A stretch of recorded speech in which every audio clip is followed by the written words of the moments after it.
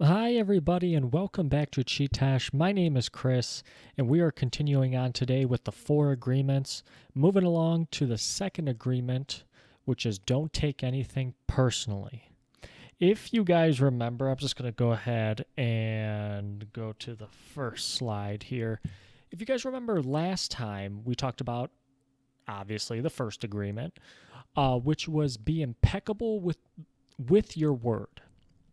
And I kind of talked about how my preconceived notions about what this agreement meant, and then after reading it, very different than what I thought going into this chapter about what the first agreement meant. And if you guys remember, I said that being impeccable with your word kind of meant keeping your promises. If you're going to say if you're saying you're going to do something, you're going to do it. You abide by your word, you abide by your promises, and your word is your bond, basically. And not that the first agreement is not that, right? And I think the first agreement being impeccable with your word, I think part of it has to do with that. But what the author delves into and really focuses on is just not using the word against yourself. We talked about how being impeccable means without sin. It's not sinning against yourself. That's kind of what being impeccable means. So you're not using the word against yourself. You're not saying negative things to other people and projecting really the wounds that you don't have healed inside of you, and you project them on other people by calling them, stupid or fat or dumb. That's kind of an issue with yourself most of the time. And there are times too, maybe where like tough talk and negative talk maybe are warranted. I mean, I'm talking about maybe from a sports perspective. There are going to be times where you have to get on guys, or maybe not. And maybe the reason that I think that is just because that's kind of how the coaches and the people that I've grew up around, that's kind of all I've known. And then, maybe you have a coach, a football coach, if we're talking about the NFL, like Tony Dungy, you know, kind of maybe a little more soft spoken. He's definitely a lot different than somebody hard nosed like Bill Parcells, maybe. So I don't know. I don't know. But today, let's continue on. Let's keep moving forward. Today, we are going to be talking about the second agreement, which is born from the first agreement. This is what the author, Don Miguel Ruiz, comes right out at the beginning of the chapter and says. When you think back to the example of somebody calling you stupid, right? Somebody calls you stupid. Okay, first off, they're not being impeccable with their word. It's not about you, it's about them. Right? It says more about them that they called you that and about you. But what you have to do, I remember hearing this quote one time that life is 10% what happens to you and 90% how you react to it. How you react in this situation is going to dictate who you are as a person. Are you going to get upset? And that's what the author says here. Most of the time, most people, they get upset. They start to believe what the other person says. When somebody calls you stupid, all of a sudden you start to get really, really angry. And the reason you're getting angry is because that poison now has been penetrated into your body. We start to believe that we are stupid now.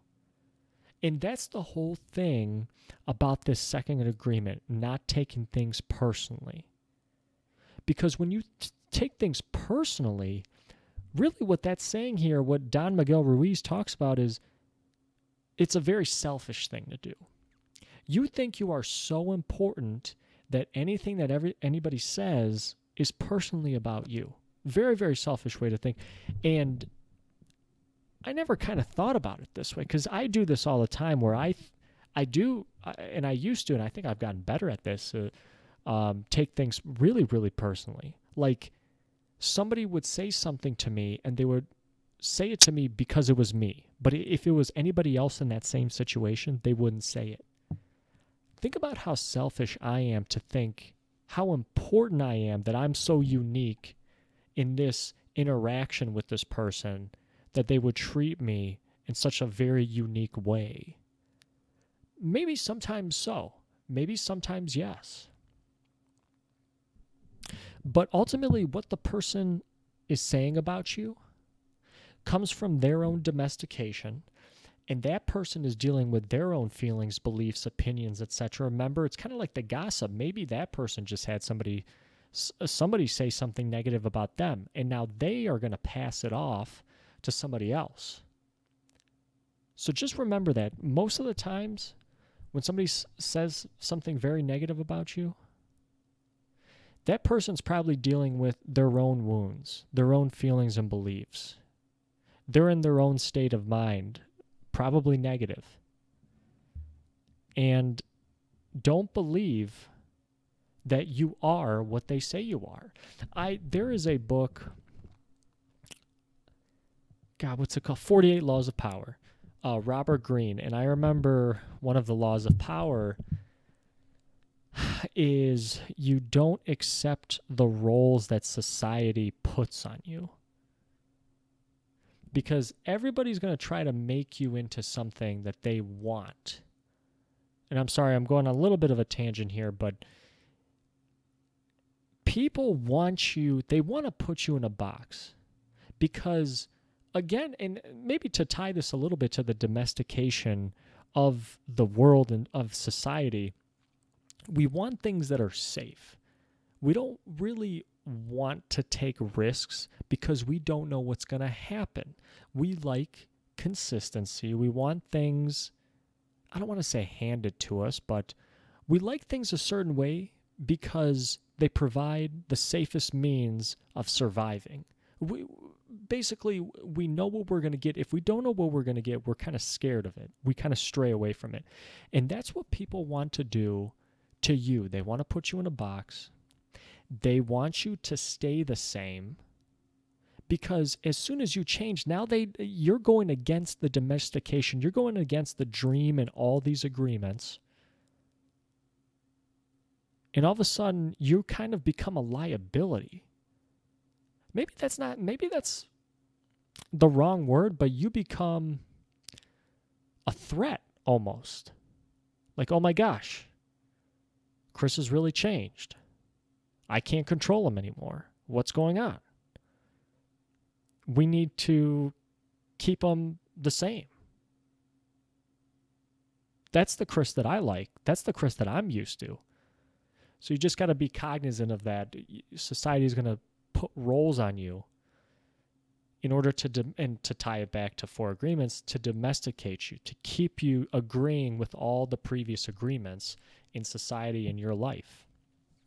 Let's continue on, though, here. Sorry to get on that tangent. Making something big out of something little. So, when somebody calls you stupid, all right, you start to believe it, you get upset, and then all of a sudden, you end up having to defend your beliefs to this entire to this person. Like, no, hell no, I'm not stupid. Here's why I'm not stupid. How could you say that I'm stupid? And maybe part of it is that external, but part of it is the internal too. Because of the fact that you start to believe, if you get upset and angry, you're starting to believe what they just spewed out at you. And all of a sudden, you're having this internal conflict inside of you. Part is trying to tell you, no, you're not. I found this really interesting that Don was talking about. He never takes things personally, even when it's something positive. And on page 50, he talks about this. I don't take it personally when people say, Miguel, you are the best. Because people's communication with you tends to follow their emotions at that current state. I think this is like probably the most important thing in this chapter right here. People's communication with you tends to follow their emotions at that current state. So if they're super, super happy, they're going to say something really positive. If they are not very happy, kind of sad, kind of angry, well, that's going to come off in their communication too. But what Don Miguel Ruiz says is, you should already know who you are. You don't need anybody to validate how you perform, who you are as a person, how you did on that homework assignment, how you did on the exam, how this and that, how you performed. You already know that. You don't need that positive, Miguel, you are the best. You already know that. You shouldn't have to have somebody else tell you that. Because do they really mean it? Or is it just their emotion at that current state? So you got to be careful with that. Let's go on to the next slide. The mind versus the eyes. So Miguel talks about, let me flip to that page 54. He talks about this difference between the mind and the eyes. And like the eyes perceive and the mind perceives. Let me see if I can find it here. Our mind also exists. I don't know. Mind has the ability to talk to itself. We're going to get to that. The mind sees with the eyes and perceives this waking reality. But the mind also sees and perceives without the eyes. Although the reason is hardly aware of this perception, the mind lives in more than one dimension. There may be times when you have ideas that don't originate in your mind, but you are perceiving them with your mind. And the author kind of talks about here, the mind is getting this information, talking to itself. It's hearing these things from other realms. That's where kind of all these other thoughts kind of come from. And in your mind, all of a sudden things become divided. One part of your mind is talking, the other part of your mind is listening. And there can be an internal conflict here. It's kind of different than any other part of your body, right? You have two hands. Your hands can communicate with each other, but they're on separate sides of your body. Whereas the mind, everything is contained all within it, all within your skull, and it's all fighting and conflicting with each other in that same position, in the same part of your body. And it's creating this metote, which again means the fog. The fog is meant to blind you so you cannot see out in front of you. You cannot see that that you are being domesticated. Remember, I think we were talking about this like in the introduction / chapter 1. And we have a choice in whether to believe the voices in our minds, same as to believe and agree with the dream of the planet. All right? And you have that same choice to believe what other people say about you. Let's continue forward. Next slide. And the author kind of, as an alliteration, it's kind of like you are a director. So you're a director of your own motion picture. And the way the movie is according to the agreements you have made in your life. Everyone around you is playing a secondary role.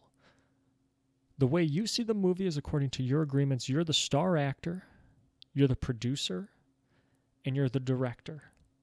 If I say something that hurts you, it's not what I said. It's that you still have open wounds. So this is kind of the flip side of this, right? If you're being impeccable with your word, maybe you're not telling somebody they are stupid, but you are giving maybe some constructive criticism that says, hey, I know you didn't do as good on that exam as you probably could have. And I know you are a very smart person. Here are some tips that worked for me that I think you should try. And all of a sudden, that person gets upset at you. Now, I think that the giver in this is being impeccable with their word. Now, it's kind of flipped. The receiver here in this case has the open wounds. If all of a sudden they start to get really, really upset, all of a sudden they have open wounds. they're getting upset because they know they didn't really prepare for it. And they're getting upset at the fact that they know what that other person said is true.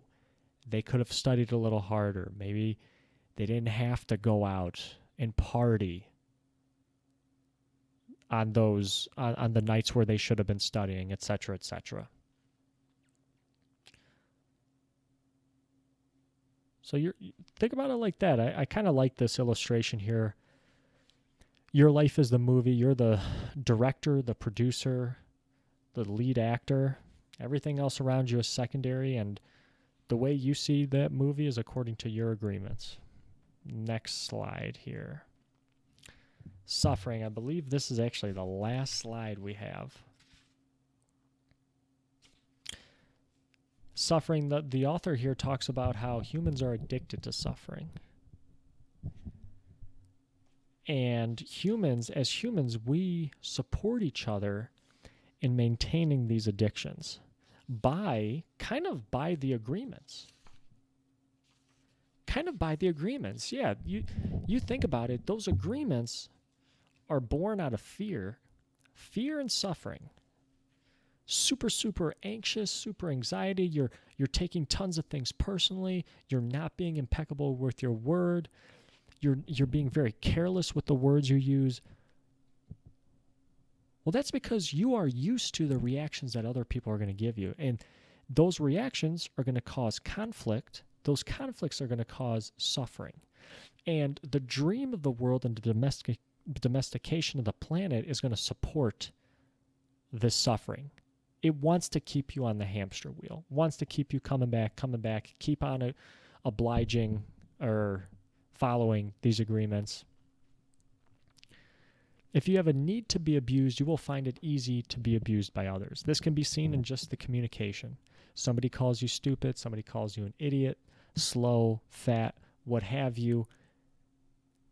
You're going to instantly take it personally.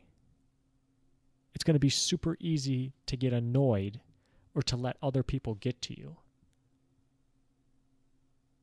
But in a way, that can be kind of a gift the author talks about here, because now you know for certain that person probably does not belong in your life. And there is no need to keep that person around. And you can just kind of let them walk away from you. You don't have to expend energy in that. Because remember, it's hard to break these agreements. You don't need to spend energy on keeping somebody like that around. Use that energy to break those agreements. If you don't take things personally, you don't have to trust in what others do or say. You already know yourself. Who knows themselves better than you? Right? Who knows themselves better than you? Now, I will say, I think there's a lot of people who don't know themselves because they haven't taken that time. They haven't gone to those dark depths. God, I have a friend who would always tell me, if you don't go to the dark depths, like, how can you really grow? He was kind of talking about this from a jiu-jitsu perspective.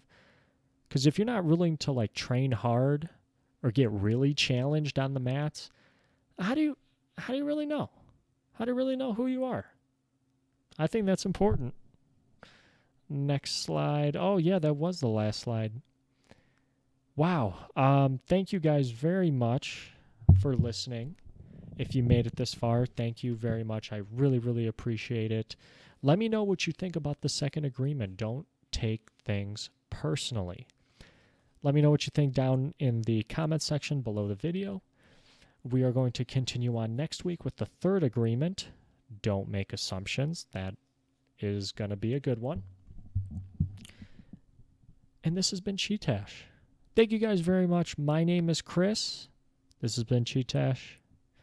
Take care, everybody.